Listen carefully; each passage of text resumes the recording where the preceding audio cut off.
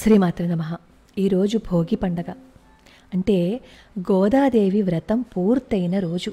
ఈరోజు స్వామివారిని గోదాదేవి వివాహం చేసుకుంటారు. ఇదిగో ఈరోజు అందరికీ విల్లిపుత్తూరు వెళ్ళాలనే కదా ఉంటుంది.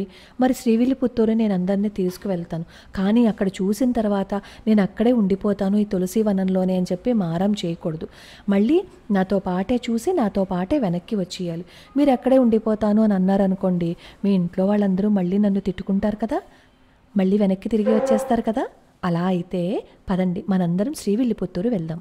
శ్రీవిల్లిపుత్తూరు గురించి మనం మళ్ళీ ఒక అద్భుతమైన వీడియో చేసుకుందాం. కానీ ఇప్పుడు ప్రత్యేకంగా ఈ వీడియో ఎందుకు పెడుతున్నాను అంటే, ఈరోజు గోదాదేవి కళ్యాణం కదా, మరి గోదాదేవి ఎక్కడ పుట్టారు అనేది మనం చూసేయాలి కదా.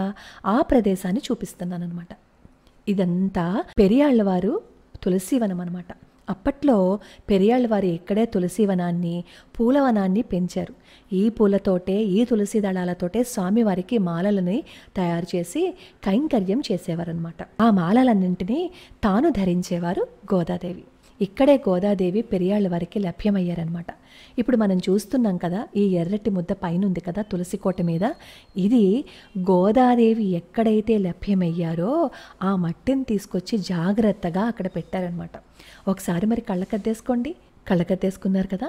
ఇక్కడే ఈ ప్రాంగణంలోనే వటపత్రసాయి ఆలయము, అలాగే రాజగోపాలుడి ఆలయము, ఇంకా ఎన్నో ఆలయాలు ఉన్నాయి. ప్రస్తుతానికి గోదాదేవి ఎక్కడ పుట్టిందో చూసేశారు కదా. మళ్ళీ వెనక్కి వచ్చేయండి. మళ్ళీ మనం గోదాదేవి ఎక్కడ పుట్టారు, అసలు గోదాదేవి చరిత్ర ఏంటి, ఈ ఆలయం ఏంటి, మొత్తం అంతా చూసుకుందాం.